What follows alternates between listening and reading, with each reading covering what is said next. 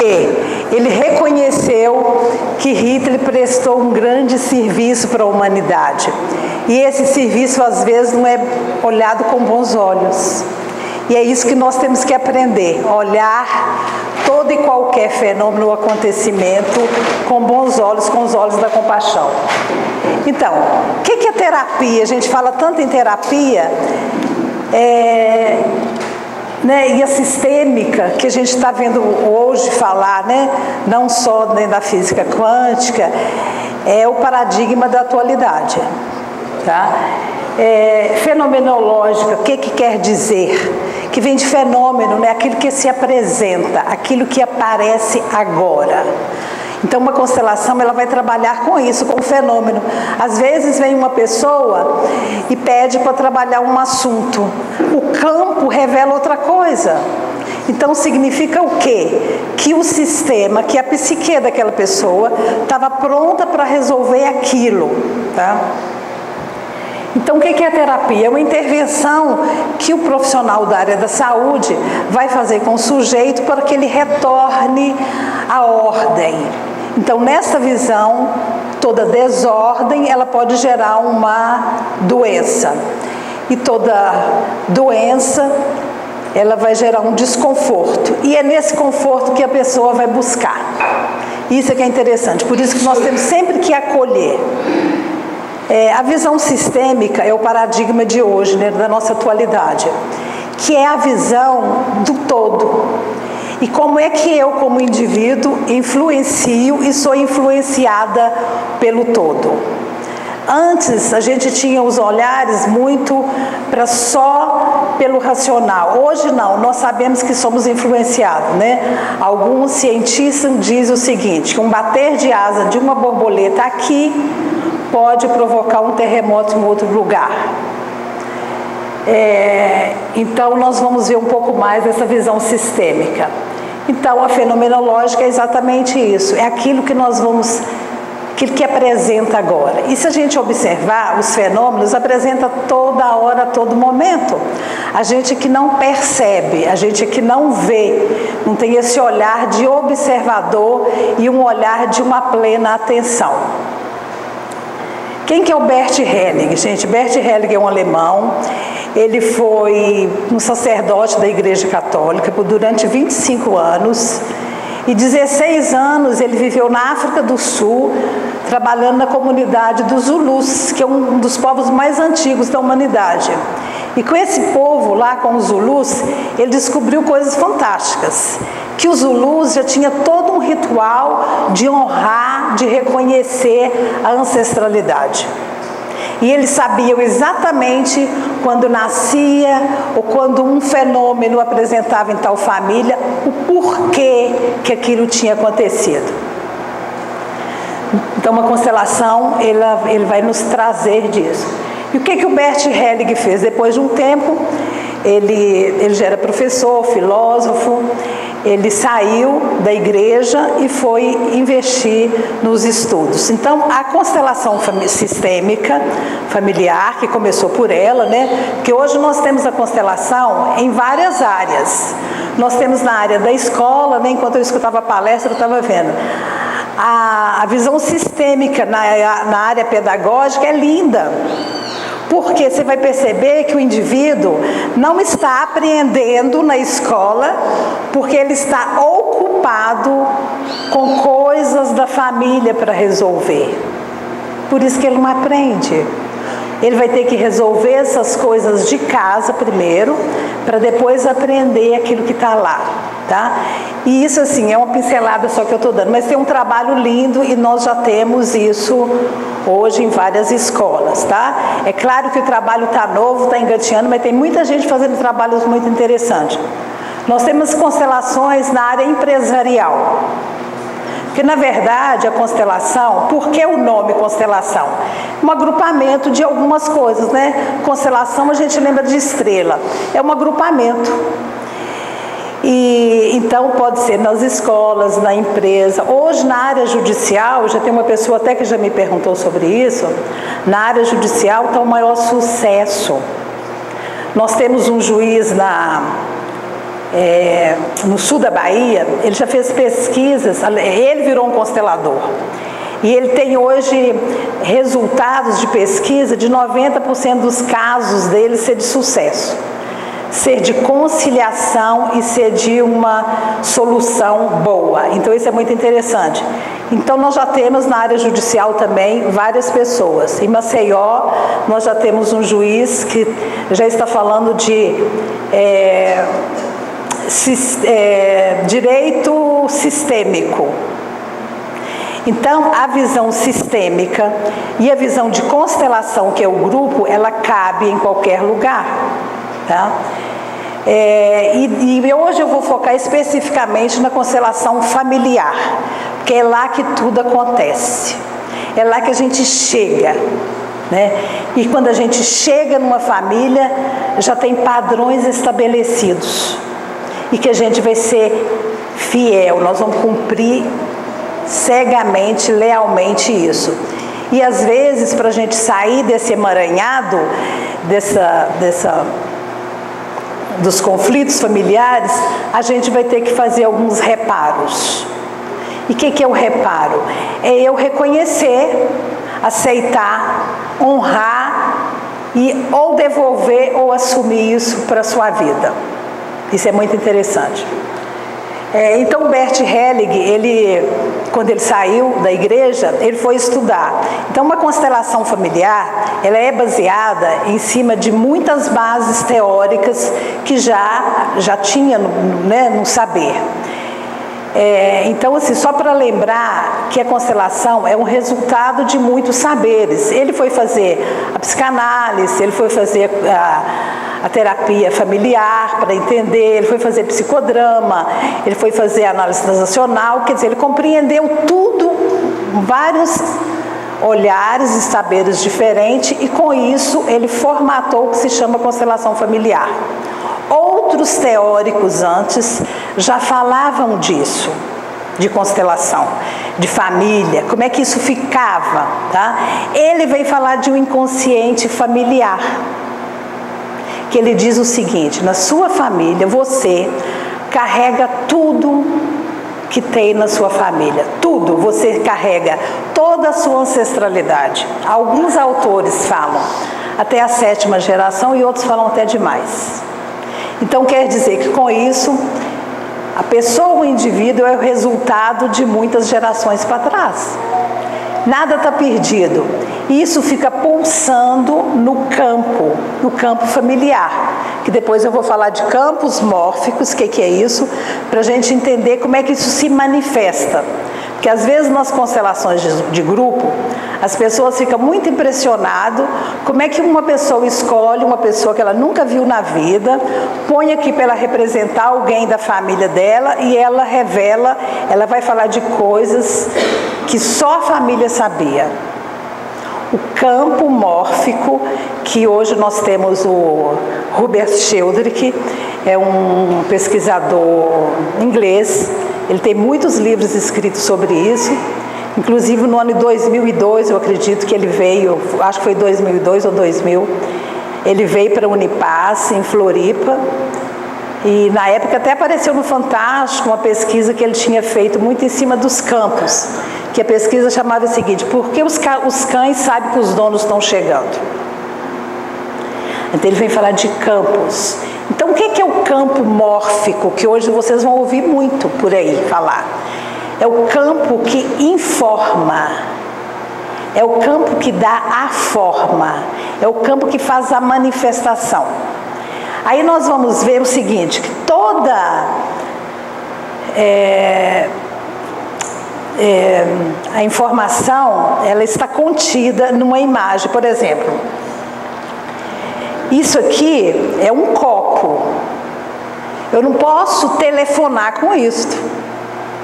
Isso aqui no Brasil, na China, na Índia, serve para a gente tomar água. Então a forma já me informa para que isso serve, tá? Então isso aqui eu não posso telefonar com isso, porque isso aqui serve para outra coisa. Então toda forma já traz consigo é uma fala, eu sirvo para escrever. Nós vamos ver, se der tempo de eu demonstrar com pessoas, como é que isso, quando a gente coloca uma pessoa, fala, você vai ser representante de fulano, ele entra naquela forma, depois vem a outra e vai dar uma forma, tá? E essa forma vai informar. Uma das bases teóricas também que a constelação está, é sobre a Gestalt, que exatamente trabalha com formas. Toda forma me informa. Então, essa é uma coisa interessante da gente perceber como que foi criado a constelação familiar. Deixa eu ver se é aqui. É aqui? Direcionado para o computador. Ah, tá aqui. Essa de lado. Ah, aqui. Eu acho que é. Se estiver ligado. Será?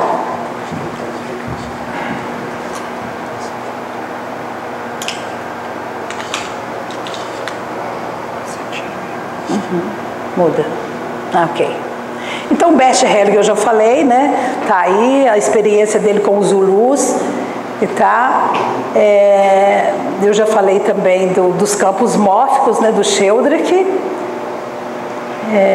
E com isso tudo ele criou esse método, né? Que chama constelação familiar. Só para a gente lembrar que o conhecimento ele é acumulativo, né? Então nós temos vários paradigmas, né? O mecanicista, que a gente passou por ele, que era muito só racional, era tudo fragmentado, era tudo muito compreendido. Isso já caiu por terra, tá? Depois o relativista que vem e fala assim, tudo muda o tempo inteiro. Aliás, isso é uma lei. Nada permanece, tudo vai mudar. E às vezes a gente fica brigando para que as coisas não mudem. É lei. Então, mais na frente nós vamos ver que o Bert Hellinger formatou algumas leis que a gente tem isso e às vezes não dava conta, tá? Depois vem o paradigma quântico que vem falar para nós que existe microsistemas, que existe partículas né, muito pequenas, mas que elas funcionam dessa forma. E depois o sistêmico que fala assim, olha, o sujeito ele interage com tudo e com todos. E nessa visão da sistêmica é muito lindo, porque a neurociência também vem nos demonstrar isso. Claro que eu vou só falar disso muito rápido, quem quiser aprofunda. No nosso cérebro a gente tem alguns neurônios que chamam neurônios espelho, que é a capacidade de pegar aquilo do outro e refletir e contar. Então a visão sistêmica, além de saber, né, que nós estamos todos conectados, nós somos um corpo estendido, nós estamos nessa teia aí, todos ligados, tá? Nós ainda podemos sentir a dor do outro, nós podemos ter essa compaixão, tá?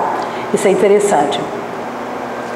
Mas na verdade a grande revolução foi com essa fórmula aqui, né? Que foi Einstein que fala, energia é igual matéria vezes velocidade da luz. O que ele quis dizer com isso? Só para a gente compreender um pouco como é que tudo é energia nesse universo. Tudo. Desde esse bronze aqui, que tem uma matéria mais densa. A diferença dele para esse copo é que aqui a organização molecular dele circula numa velocidade de luz. Como o Flávio falou, tudo tem muito espaço, matéria mesmo é muito pouco. Então isso que a gente pensa que é duro, que não está em movimento, tudo tem movimento, isso tem movimento, a planta tem movimento, tudo. A diferença é que é a velocidade.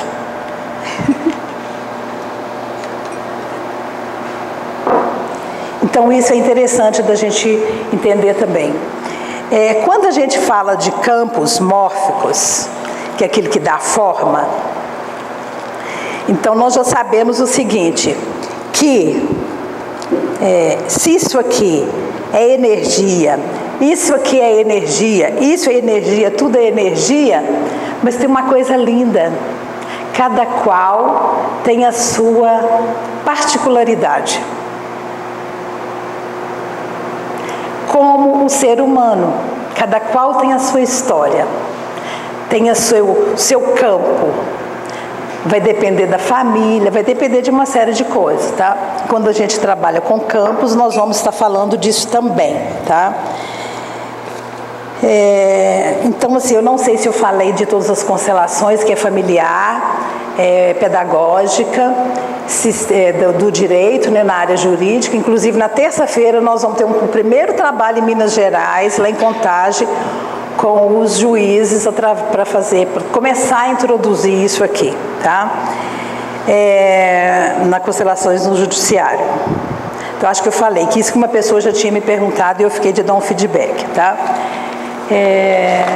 Então, o Einstein, quando ele vem e fala disso, ele vai desmistificar uma série de coisas que, isso é energia, isso não é. Tudo é energia. A diferença é o padrão vibratório que ele está. Não? Então, o modelo mecanicista é isso que eu já falei, o Einstein vem falar disso, o relativista vem falar que nada é definitivo, tudo é relativo, o homem é um ser em constante mudanças. O modelo da física quântica, que apresenta sistemas subatômicos, microsistema, que traz o princípio da incerteza e das infinitas possibilidades. Só para a gente começar a compreender como que o universo todo ele vai replicando, a teoria dos sistemas, né? Ela vai falando disso. E como que isso vai replicando? Se eu pensar num sistema como o corpo, meu corpo é um sistema. Dentro do meu corpo existem vários órgãos que são microsistemas. Por exemplo, a minha orelha é um microsistema, por isso que o pessoal da acupuntura vai lá e trabalha, né? Na verdade, a forma da orelha é um feto de cabeça para baixo. Então, se eu aperto aqui, o fígado, o rim, são outros microsistemas com a sua inteligência própria. Eu não preciso de falar com o meu rim o que ele tem que fazer, que ele já faz. Eu não preciso de falar com o meu estômago o que ele tem que digerir, porque é da natureza dele fazer esse serviço. E todos, né, fazendo a sua função, o seu trabalho, juntos vai formar esse sistema maior que é hiperorganizado. E a gente só desorganiza quando sente desconforto, que é a manifestação da doença, das enfermidades. E para eu voltar com o meu corpo para uma ordem, eu vou ter que reorganizar, ressignificar crenças, valores, a maneira que eu estou indo. Não é assim quando Cristo saía fazendo as curas, ele falava assim: levanta dessa cama e toma outro rumo. Quer dizer, faça diferente, porque o que você fez até agora não deu certo. E o modelo sistêmico, onde o indivíduo é observado na sua particularidade, dentro de um sistema e não recortado do seu contexto. Tá? Então, nós vamos ter que compreender isso. Aí depois vem Freud, que vem falar do consciente e do inconsciente. O que é o inconsciente, né? O consciente é aquele que a gente sabe, algumas coisas que a gente sabe. O inconsciente, o Freud fala, é onde que fica a nossa identidade, egos e outras realidades. Depois vem o Jung e fala do inconsciente coletivo, que fala assim, todo mundo, tudo que se já passou nesse universo está guardado, está arquivado e está no inconsciente. Nós não temos muita clareza disso, mas existe. E depois vem a gente falar do inconsciente familiar sistêmico. Então é isso que eu já falei, onde Bert Helling registra tudo que foi vivido pela família atual e sua ancestralidade. Hoje também nós temos alguma outra coisa que a gente chama de registros sarcásticos. É o registro de todo o universo, é o registro da vida. Isso é um tema muito interessante também para a gente pesquisar. Então, aqui é só para a gente pensar de novo naquilo. O nosso corpo como um sistema, né, onde as células É a menor partícula, depois o órgão, depois o sistema. Depois que função e a totalidade. E tudo que a gente faz, quando, por exemplo, a gente adoece um órgão do corpo, todos os outros vêm em causa para ajudar aquilo, tá? Para ajudar o corpo inteiro. Não vou, porque eu já estou me cobrando a hora aqui, eu tenho que passar rápido. Então, aí Bert Helling, com tudo isso, ele formatou uma coisa que ele chamou de ordens do amor. De onde que ele tirou isso? Da ciência e dos todos os livros sagrados da humanidade. Ele percebeu que todos falavam da mesma coisa com palavras diferentes ou com posturas diferentes.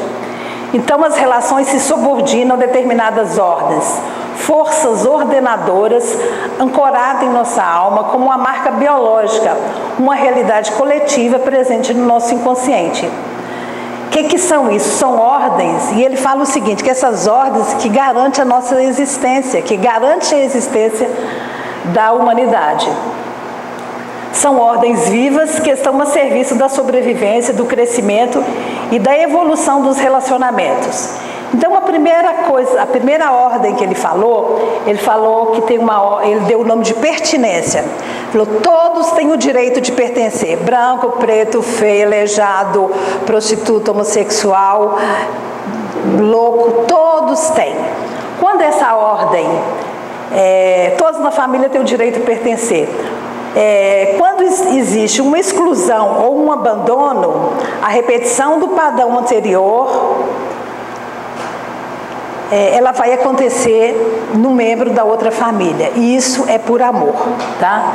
Então, se nessa família aqui alguém foi excluído ou abandonado, quando for nascer uma outra pessoa naquele lá, alguém copia aquela exclusão, aquele comportamento que foi excluído para ser reparado, para ser ressignificado, para ser visto e para ser compreendido.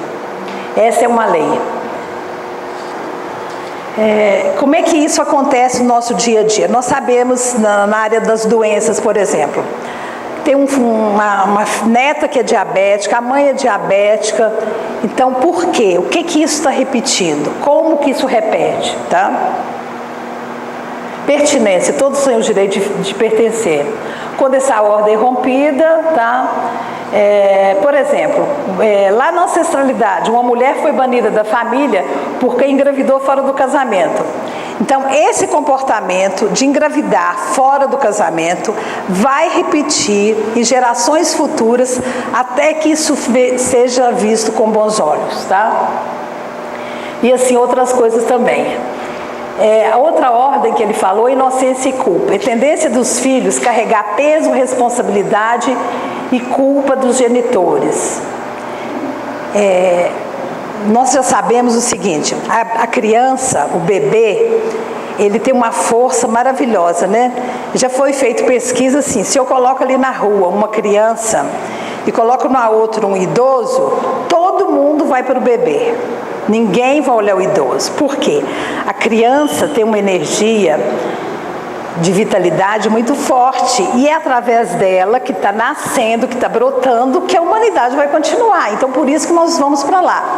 Quando esse bebê nasce numa família e essa família tem problema, essa criança, que depende do pai e da mãe, ela vai fazer qualquer coisa para manter isso, para manter papai e mamãe juntos, tá? E aí ela vai pegar as dores. Por exemplo, um exemplo prático disso, uma moça casou, não era o grande amor, mas casou com uma pessoa, e dessa pessoa, e com esse casamento, teve um filho. Esse filho, em vez de identificar-se com o pai, vai identificar-se com o grande amor da mãe, para que a mãe não abandone aquele lugar e vai atrás do filho. O filho às vezes fica até parecido com o grande amor dela. Isso é muito interessante. Então a criança faz tudo para agregar papai, mamãe e família. É uma força, isso é uma ordem. Outro exemplo comum disso, uma família, o homem vai ter uma amante. a filha, sem saber, isso tudo, gente, é nível inconsciente, não sabe, ninguém sabe disso. É só a nível de inconsciente, que é uma clareza bem pequena. Aí essa menina, para impedir que o pai vá embora com a amante, ela capta isso e fica parecida com a amante, com o jeito de amantes. Quando essa menina cresce, ela só vai namorar um casado, porque ela está identificada com esse padrão. E assim por diante, tem muitos outros exemplos. Por exemplo, um exemplo interessante é esse, que eu vi pouco tempo. Uma pessoa tinha uma relação muito bonita com a irmã, e a irmã faleceu. E ela ficou com essa dor, carregando isso. Ela casa, tem uma filha, a segunda filha chegou no campo da família, captou isso, essa relação que foi interrompida, e pegou todas as identificações da mãe, da irmã, e trouxe para ela, para aliviar a dor da mamãe, tá? Então é isso que acontece. Tem muitos outros exemplos, mas infelizmente eu não vou conseguir fazer e às vezes nem demonstrar. A outra ordem é função dos pais dar e dos filhos receber. Isso é tão natural e às vezes a gente não percebe. Desde antes de nascer a gente compra e quer dar tudo para filho. Tudo é para filho, tá? E depois até que a gente morre, eles ainda ficam pedindo a gente alguma coisa. Então, isso é natural, porque tem uma hierarquia, e quando a gente chega aqui, a nossa referência, quem que é? Papai e mamãe. Isso também, quando isso é rompido, é muito ruim, porque, por exemplo, nas famílias, nas fazendas, era muito comum ter filho para ser mão de obra. Essa criança, esse adolescente, vai ficar com um sentimento de foi lesado. Ele não teve o tempo dele como criança. Ele vai carregar isso e depois, mais tarde, lá atrás, ele vai apresentar isso, vai apresentar conta para alguém. De que forma? Por exemplo, nessas roubalheiras todas que nós temos vendo aí, tem muito disso. Não estou justificando, mas é para a gente olhar para isso. Geralmente nas partilhas, sempre tem alguém que acha que merece mais. Sempre. Na hora de fazer partilha, né, de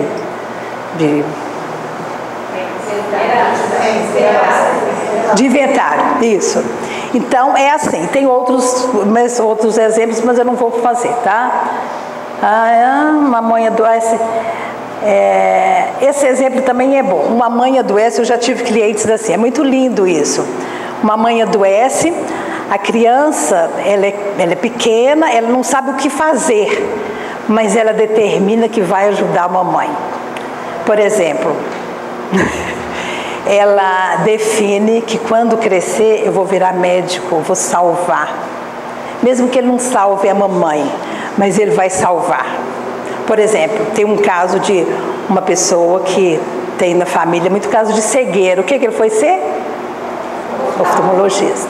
E assim é. Só que esses contratos, essas escolhas, a gente faz lá.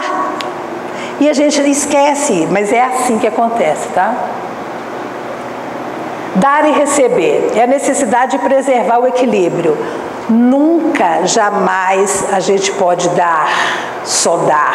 A gente tem que dar e receber.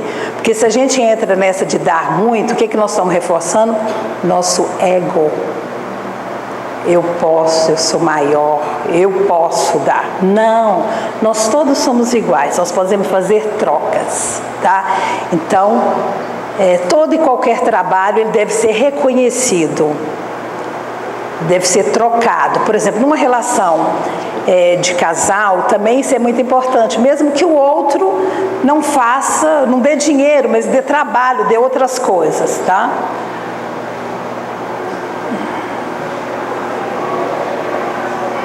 Essa ordem é maravilhosa, eu gosto muito dela. É a ordem do tempo. O tempo traz a ordem natural no sistema. É a ordem da hierarquia, né? Então, quem chega primeiro é pai e mãe. Depois, a coisa mais importante no casamento não são os filhos, é a relação do casal. Porque se o casal tiver uma relação boa, o filho está feliz. O que acontece a maioria das vezes? A mulher Vem tudo em cima do filho, esquece casamento, esquece tudo, tá? E depois a ordem, primeiro é do filho, primeiro filho, segundo filho, terceiro filho e assim por diante. Quando isso é rompido, vai acontecer os emaranhamentos de surtos, suicídios e falências. Por exemplo, como é que isso acontece? Quando um filho mais velho quer entrar na relação de papai e mamãe. Relação de pai e mãe, ninguém se mete, filho não se mete. Eles se entendem. Primeiro, porque o filho é menor, tá? Segundo, outro emaranhado que pode acontecer. Um segundo filho querer tomar o lugar do irmão mais velho, que é muito comum também. A gente vê isso todos os dias nas constelações. E aí vai acontecer. Aí o que acontece? Os surtos, as falências, não é só falência de dinheiro, não. Falência de afetos, de trabalho, de tudo, tá? E assim por diante. A quarta ordem, ele vai falar de que nós devemos, quando a gente sai de um sistema, por exemplo, quando acontece um descasamento, nós temos que deixar aquele primeiro sistema mais ou menos organizado, né, gente? Que não tem muito jeito de deixar totalmente, que já fica um espaço, mas eu tenho que cumprir pelo menos o que a lei manda, tá? Ou quando uma menina sai para casar, ela tem que sair muito bem com o papai, principalmente, porque senão o que ela vai fazer? Transfere tudo aquilo que não foi resolvido com o pai para o marido. Ou então tem aqueles maridos que falam assim, eu quero comer aquela comida que a minha mãe faz, não tem jeito. A minha é diferente, né? E assim por diante. Ou então, eu já vi casamentos assim, acabar por isso, não está resolvido com o pai, marido nenhum vai tolerar isso, tá ok? Tempo, quando alguém se mete, eu já falei, as falências não são só financeiras, construindo. Então, as constelações elas podem ser feitas de duas formas, em grupo, que eu uso grupo de pessoas, até na quarta-feira vai ter um grupo, quem quiser conhecer, quem não conhece, eu vou deixar um folderzinho aqui depois. Quando a pessoa chega, me fala o que ela quer constelar, eu vou fazer algumas perguntas e ela vai escolher no grupo de pessoas alguém para representar a sua família. Dependendo do que ela vai me contar, eu vou escolher alguns membros da família. Aí depois ela pega a pessoa e fala assim, você vai representar fulano, você vai representar... E ela vai dar uma forma para isso. Aí olho quais as maneiras que eu tenho de ler, através daquilo que a pessoa me contou, através da forma e através do que o outro me fala, do que aquele representante vai me falar, porque aquela pessoa nunca viu o outro, como é que ela vai? Mas ela entra num campo, que o campo está cheio de informação e de memórias, ela capta aquilo e fala. Gente, é maravilhoso, porque é fiel. Cada coisa que se resolve, esses dias mesmo eu escutei uma pessoa me contando que a pessoa tinha 50 anos e não sabia que ele não era o pai, ele não era o filho do pai dele. O que acontece? Nessa visão da sistêmica, todo segredo de família vai gerar doença. Os não ditos é uma fábrica de confusão. E existe muito, é muito comum. Os homens, às vezes, quando tem um filho fora de uma relação, de um casamento, a outra mulher vem atrás. Mas a mulher que tem um filho que não é do casamento, ela não fala. Isso adoece o sistema familiar inteiro. Então, são várias maneiras, né? Da gente fazer os bonequinhos. Eu até tentei colocar aqui para vocês verem. Eu tenho várias cores e a pessoa vai falando e a gente vai montando a constelação. Ela vai montando, né? Ah, meu pai está aqui, minha mãe está aqui, meu avô está aqui, eu estou aqui, o que te impede, tá? Então nós vamos montando e depois a gente vai fazendo uma leitura e vai fazendo as devoluções, que são as falas, e vai fazendo o reparo também disso, tá? Então, quem quiser fazer pergunta, pode escrever, entrega lá que eu respondo depois, tá? Porque a gente não vai ter oportunidade de responder, mas eu respondo em casa e mando para vocês, tá ok? Eu estou dando tempo? Obrigada, gente.